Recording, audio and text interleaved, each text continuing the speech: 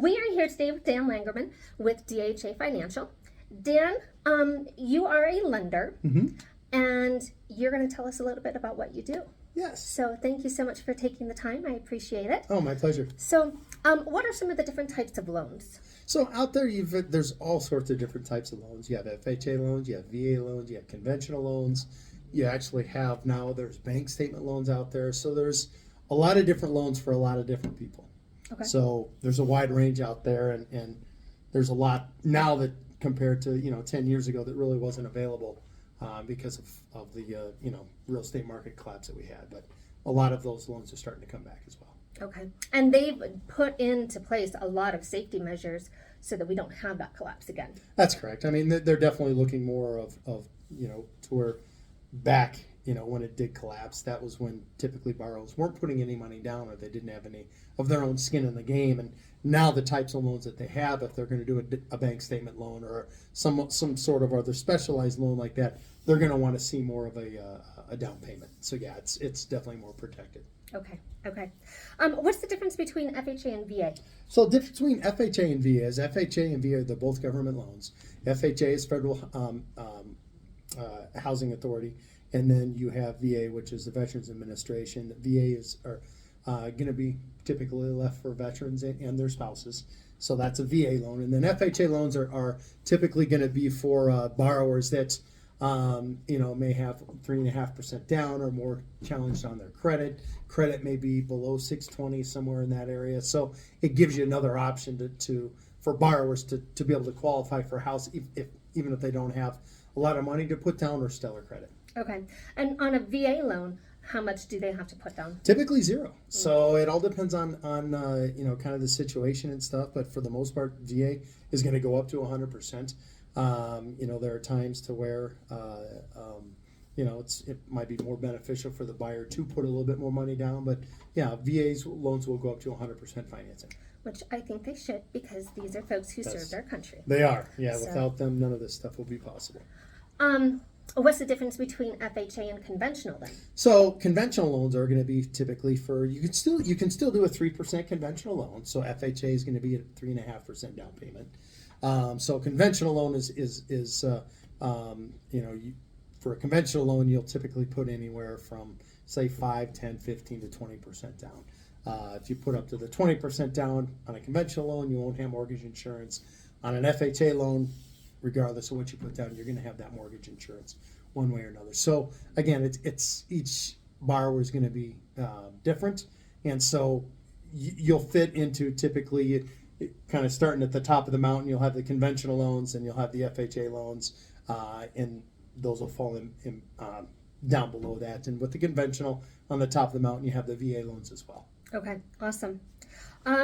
What are down payment assistance programs? So down payment assistance programs are typically they are government agencies that are willing to help with the down payment of a house for borrowers that may not have that money to have as a down payment. And a lot of times you just got to be careful with, if they do offer down payment assistance, does that affect your interest rates? Mm-hmm. That's something you got to take a look at too, because if they're going to give you the down payment and market rates are at 3.5% and their interest rate's going to be at 4.5%, it's a big difference. You got to make sure, is that going to be worth it? Does that make financial sense for me to do something like that? But if you don't have any down payment, and you're going to look in certain areas and stuff, certain counties will offer down payment assistance, and that's to help them live in that area and to help them get into the houses. So that could also include like maybe USDA type areas? Yeah, well, USDA. So if you do a USDA loan, which is a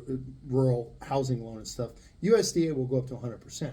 So a lot of times you won't even need a down payment assistance for a USDA loan. Nice. Those are great loans as well too. So if you can use it or do a USDA loan, if you get into, I think it's USDA.gov, you go onto their site and you put in a zip code, it'll tell you where you can use the USDA program. And so those are great loans as well. Definitely not here in the Denver metro area. Yes, that's correct. But further east probably, and further north. Further east, north, west. West, for example. So a lot of them you can do out west as well.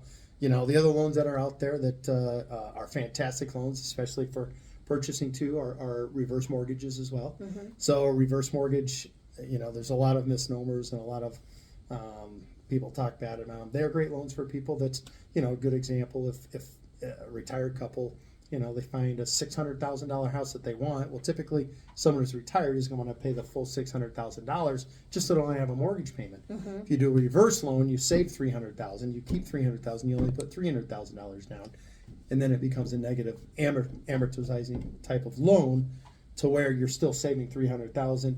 The only payment you have on that mortgage really is your taxes and your insurance, so you're not making a payment each month. We're going to have to go into that in more detail at some point. All right, I think. we will. Because you're right, there are a lot of misnomers about reverse mortgage, but that will be for another time. So what are some of the different types of down payment assistance programs are there?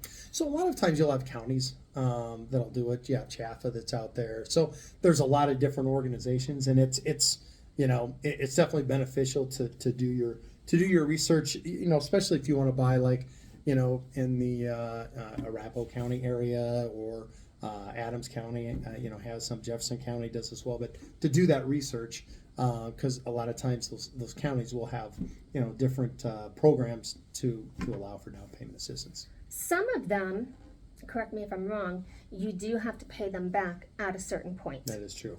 Yeah. So some of them are just a payment. So you either pay them back by the time you sell your house, is what they'll do, is they'll take the money then, or they'll do it as a loan and then you pay them off, when you 5 pay the years. house up. Correct. And then does that collect interest as well? Some do, some don't. Again, it all depends on the type of down payment assistance that you use. Okay, perfect. Do I need to have perfect credit to be able to get into a home? You don't. So typically, if you have, one of two things here. If you have 620 or higher, that's always a great place to start. If you have lower than 620, you can still do it. It's just a matter of, do you have a co-borrower or not? A lot of times, now the new Fannie, Freddie guidelines state that if you have a co-borrower and you've got one borrower's got a 600 credit and the other has 700 credit, they'll average them up and they'll be a 650. So Nice. There's different ways to get around that, but call us, let us know, and we'll see what we can do to get you pre-approved. Perfect. Do many lenders loan on manufactured homes with or without a lot fee? As far as the manufactured homes, the most important thing on that is that they have a tag number on it. That tag number, and that they have a foundation, they're hooked to a foundation.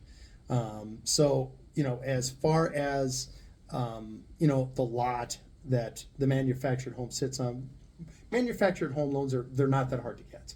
The lot themselves, where you may have an issue, is that if you've got a manufactured home and it sits on a 1 acre lot versus a manufactured home that sits on an 80 acre lot. Where that's going to play a part is, can you find comps in the area to get an appraisal, to appraise for that value within that area. Okay. So again, you can, lending on manufactured homes, it's just got to be one of those homes that is very typical for the area for the appraisal to come through. Okay.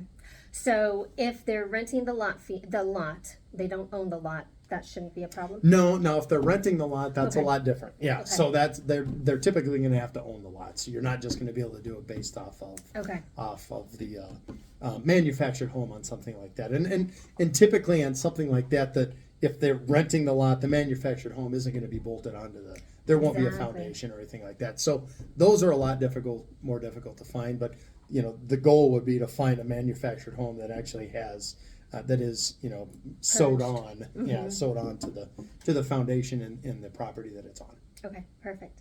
Danny, if people want to get a hold of you, how do they do that? You can either go to our website, which is www.dhaloan.com. My cell phone number is 303-929-3921, or our office number here is 303-733-3922.